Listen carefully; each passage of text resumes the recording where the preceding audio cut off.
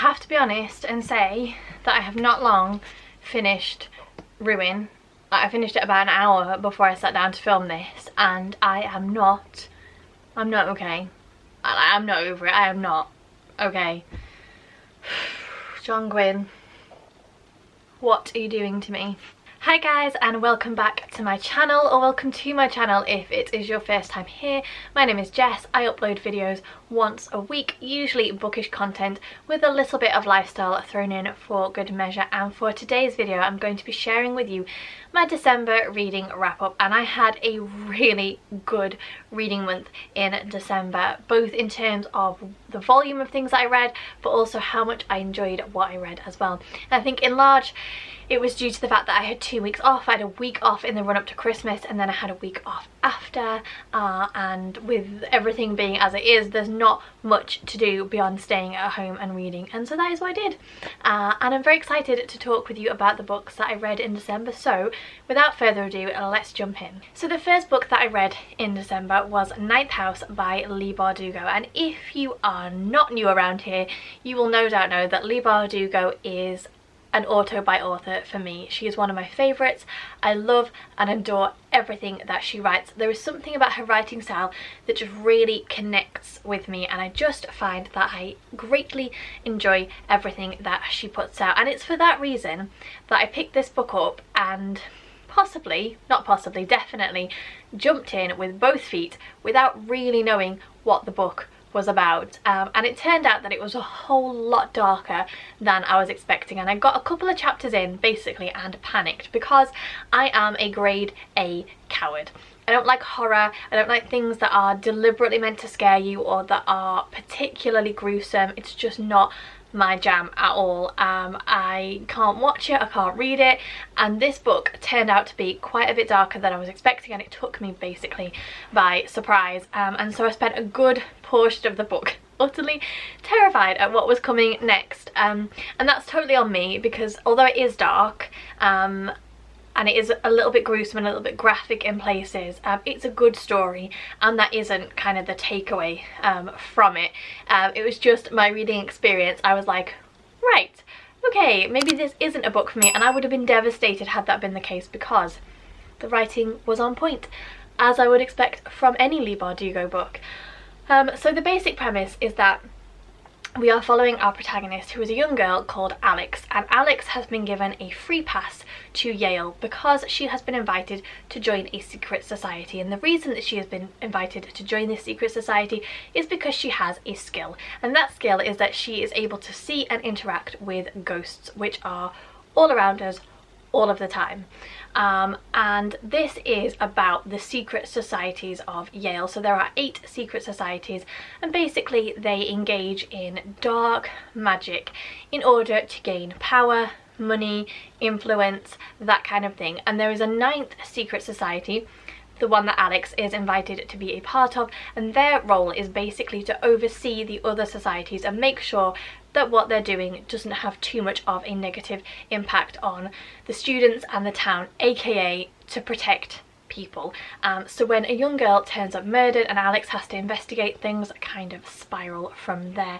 As I said, it's a little bit darker than I was expecting, very readable, very well written. Just go into it being aware of that, particularly if you've read Bardugo's Grisha trilogy. It's just a little bit different from that, but still very enjoyable, and luckily the next book in the series doesn't come out until next year, so I have plenty of time to gather myself and prepare myself for reading it. I then decided to leave the darkness of Ninth House behind and pick up some of the Christmas books that I had added to my recent winter TBR. If you missed that video, I will leave it in the description bar down below. And the first book that I picked up was Comfort and Joy by Kristen Hannah. Now, I am a huge fan of The Nightingale by Kristen Hannah. It is in fact one of my all-time favourite books. I love the setting, I love the characters, I love the storytelling. I just think that it's fantastic. I recommend it all the time, and so I was very excited and interested to pick up a Christmas offering from Kristen Hannah, but honestly this book just was not for me at all. I think I gave it 2 stars on Goodreads, and I'm not normally a really harsh rater on Goodreads, but this just it just missed the mark. And I think that it required a lot of it required you to suspend belief for a lot of it. And I think that if I was watching it as like a Hallmark feel-good Christmas film, I probably would have been much more forgiving of it. But just the way that the story was told, the way that it unfolded and what happened, it was just a little bit too much, and it wasn't very well executed either, which I thought was a real shame. I am going to talk about some spoilers because I think that in order to fully understand why I really didn't gel with the story, I need to explain that.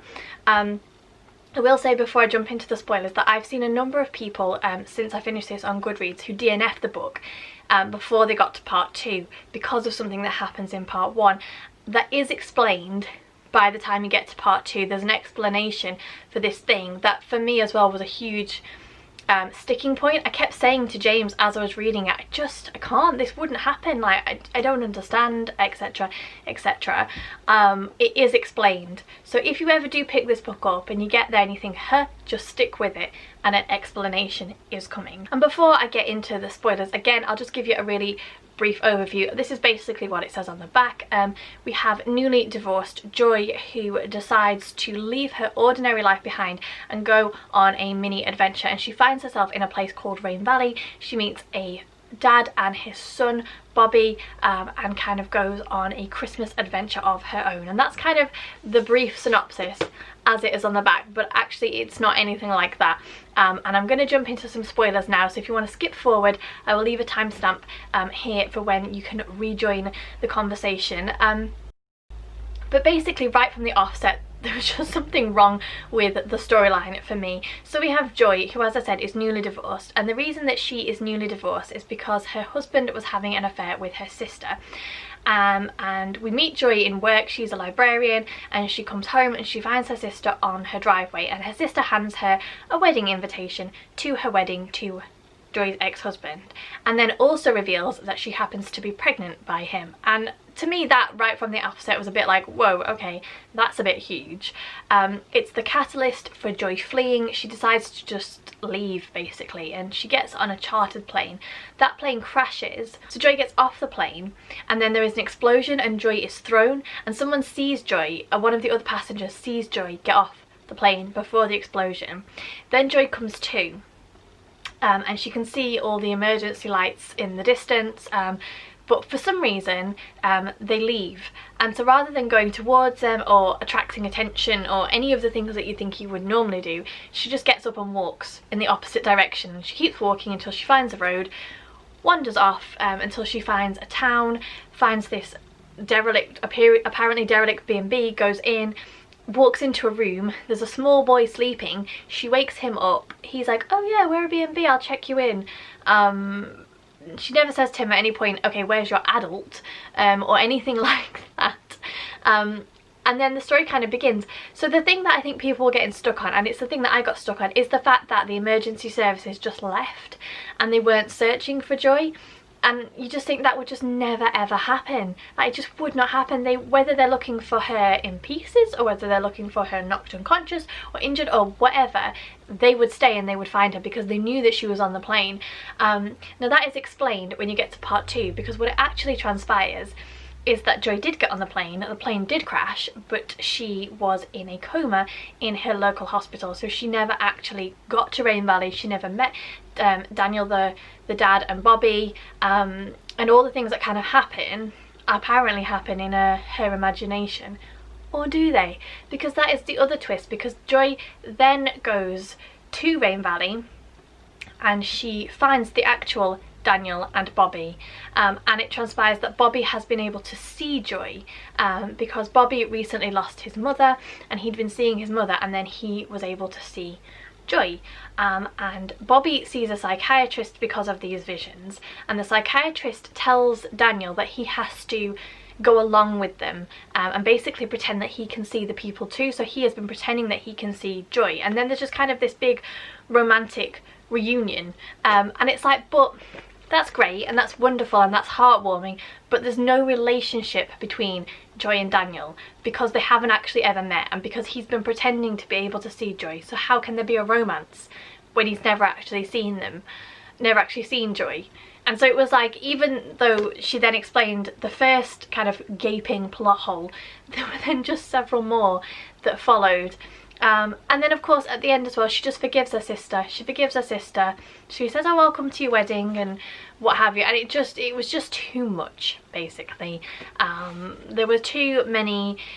It was just too big an ask, I think, in a book that wasn't particularly well executed. I didn't really like the character development. I didn't really like Joy as a character. Yeah, it just basically missed the mark for me. As I said, if you want to view it as kind of a Hallmark feel-good Christmas movie type book, then probably you will love it. But for me, unfortunately, this was only a 2-star read. Then I picked up 7 Days of Us by Francesca Hornack, and honestly, this was everything that I had hoped that it would be. It was extremely readable, very entertaining, and just well worth the read. So the basic premise is that we have a family. We have mum and dad, and we have 2 adult daughters, and the oldest daughter, Olivia, has been overseas treating an epidemic called Harg, and she is coming home for the first time in years, and as a result of what she's been doing, the family have to quarantine for 7 days. So they are basically all going to be forced into close quarters for 7 days. And as with Comfort and Joy, this book did require a little bit of suspension of belief, because almost every single family member is hiding some huge life-altering secret that is about to come out when they are forced together. And I do find it difficult to think that to believe that every single member of a family could have such a huge secret just bubbling away under the surface. But as I say, it was very readable. It was very entertaining. I liked the characters. I liked the fact that it was relatable. The way that they spoke to one another, the way that their relationships were depicted, I thought was very relatable. Just a very, very entertaining read and very heartwarming, a little bit heart-wrenching. But yeah, enjoyed it a lot. And also I would say that it's not necessarily a Christmas read. Christmas obviously forms the backdrop because they're gathering for Christmas, but you could read this at any time of year, and I think it would be very enjoyable. Then I picked up The Toymakers by Robert Dinsdale, and honestly, I have extremely mixed feelings about this book, because within the first chapter, if not within the first few pages, I was just so convinced that this book was going to be a favourite of 2020, possibly a favourite of all time. It was so well written, the scene setting was so atmospheric, the writing was so beautiful, there were just so many things about it that I was reading it and I was getting butterflies in my stomach, because I just thought this book is going to be amazing. I can just feel it. And on the whole, it was such a good book. So the basic story is that we have Papa Jack's Emporium, which is a toy shop in London, and it is run by Papa Jack and his 2 sons, Casper and Emil, and they create toys that basically play on the imagination and the perspectives of children. So there's a little bit of magical realism in this book, in that the toys come to life in the way that they do when you are a child. So in the way that you know, your hobby horse would actually canter, and your toy soldiers would actually go to war and that kind of thing, and it is done in such an elegant and whimsical and nostalgic way, and it just was one of my favourite parts of the story. I thought that it was so well done. And then we have Kathy Ray, and Kathy is a 16-year-old girl who finds herself pregnant, and her mother wants to take her basically to a home for like wayward women, where she'll have her baby and the baby will be taken away, and Kathy will return to the family. But Kathy doesn't want that, so when she sees an advert advertising vacancies at Papa Jack's Emporium, she runs away and she finds herself in this toy shop, and the story kind of unfolds from there. It's set around the outbreak of the First World War, so one of the big elements is that the eldest son Casper goes away to fight in the First World War, and when he comes back he is, as you might expect, totally changed. But just so much about this story was so wonderful. Where it went a little bit awry for me was in the final third of the book. There is a particular storyline that seems to, in the end, it seems to overwhelm everything else that is going on, and it just became a little bit too much, and it was such a shame, because up to that point this book had just been on point, and even the way that it ends and it concludes is just so heart-wrenching and just brought a tear to my eye because it's so beautifully done, but there's just this little bit in the middle where this one plot point dominates to the exclusion of everything else, and I can see what the author was trying to do. So basically, it's not spoiler, I'll try not to say too much, but one of the bread and butter toys that the toy shop have are these toy soldiers, which are created by the younger son, Emil, and as I say, they actually go to war, so they will actually fight, and people come from all over to buy these toys. They're extremely popular. But when Casper comes back from the war, he basically says you can't sell them anymore. And what he was trying to do, I think, is kind of show the disparity between we encourage our children to play with these toy soldiers and reenact war like it's all a big game, but the actual experiences that men and women have and had when going to war and then coming back, like, it's not a game, is it? And so he's trying to show that, but it takes on this kind of magical element, and as I say, it just overwhelmed to the exclusion of everything else. And I thought that it was a shame, because honestly this would have been a 5-star read for me otherwise. I mean, even so, it was a 4.5-star read. It's fantastic. I would highly recommend it. I fully appreciate that no book is going to be perfect, and no book is going to hit the mark for everyone all the time. But yeah, this is atmospheric. It is like a fairy tale for adults. It is whimsical, it is nostalgic, there is fantasy, magical realism, there's a little bit of romance. Very well executed, beautiful storytelling. Would highly recommend it. There was just that small little flaw for me. But otherwise, I'm very excited to read more of what Robert Dinsdale has written, because this was pretty good. Next, I picked up my book club's choice for December. If you are interested in joining the book club, we would love to have you. I will leave the link to all the information that you need in the description bar down below. We read different genres every month. It's a fantastic community. As I say, we would love to have you. But our pick for December was The Christmas Tin by Roderick J. Robertson. This is an extremely heartwarming short story. In fact, I read it in one sitting on Christmas Day, and it was just utterly perfect because it gives you the true heartwarming Christmas spirit feels, which is not not very eloquent, but that is how it made me feel. So this is the story of Jesse McGlynn, and Jesse is telling his daughter about a time in his life when he needed to understand the true spirit of Christmas. It's in the 1960s when Jesse's father is off fighting in Vietnam, and as you might expect, him and his mum, times are difficult. He's worrying about his father, and then one day on his paper round he meets an older lady who shows him her Christmas tin, and within her Christmas tin are various different ornaments, and she begins to unpack the stories and the memories associated with the items within her Christmas tin. And honestly, it's just a really lovely story. It is self-published, so there are a few issues. It could have done with some editing. There are a few typos, which is a pet peeve of mine. I also do think that it is incredibly short, and the author could really have expanded. He could have included more objects and really rounded out the storytelling. But honestly, in terms of just standing as a really gentle reminder of why we celebrate Christmas and the meaning of Christmas and the things that are important at Christmas, this was just wonderful. Really enjoyed it. I'm really glad that we read it, and as I say, I read it in one sitting. Very readable, very enjoyable, very pleased that we picked it up.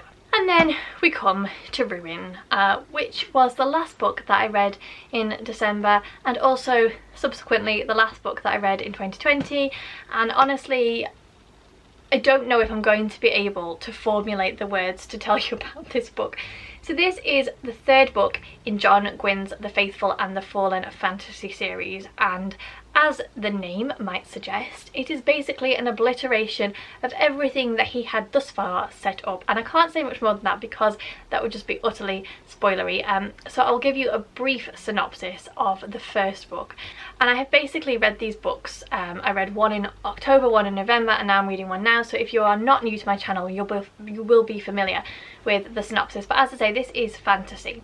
We are following multiple characters, multiple POVs in a world called the Banished Lands, and there is magic, there are creatures of old, there is politics and warring, there is the individual story arcs of all the characters that we meet, and then there is a wider overarching storyline relating to a god war between two gods, good and evil, Elyon and Azeroth, and they both have their individual champions, one each on Earth, and our main protagonist, Corbin, is the champion of Azeroth, who is good. But we are following kind of the fallout of that as everything kind of builds towards this ultimate god war, this fight between good and evil.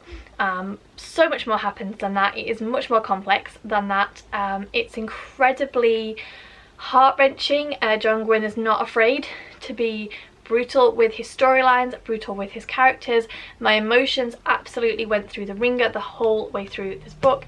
It's very much about the characters. It's actually a very interesting blend between plot and characters, in that it is a lot about the characters, but every time you meet your characters, something is happening that drives the plot forwards. So there are very few slow moments in it, although it does take a long time to kind of get to this penultimate god war moment. Honestly, can't say much more than that. I have enjoyed it. I think I've said this every month that I've reviewed one of these books, that it's not perfect. It is quite tropey. There are a fair few cliched moments that you do have to kind of roll your eyes at. There's coming of age, as I say, there's warring, there's politics, there's a little bit of romance, there's some magic. On the whole, a series that I have thoroughly enjoyed, but this book, honestly, it's going to take me a while to get over it and be able to pick up the final book. I do want to know what happens. I am interested to see how it's going to wrap the series up. I can only hope that it concludes better than this one did. I'm making it sound like you shouldn't read it. Honestly, you should. It's very enjoyable, and I think the fact that I'm feeling so deeply about it is because of the connection that I have with the characters and the way that John Gwynne has allowed these characters to get under my skin, and now I'm feeling very strongly about what is happening. I have not felt this strongly about fantasy characters since I read Fitz and the Fool with Regal, which gave me rage for a very long time. This didn't so much give me rage, just anguish, just utter anguish, but I'm not going to say any more because I don't want to spoil it. If you have been umming and ahhing over picking this series up, obviously it is a huge time investment because each book is about 800 pages. I would definitely recommend it. I have enjoyed it. It doesn't seem like I have, but I have, I promise.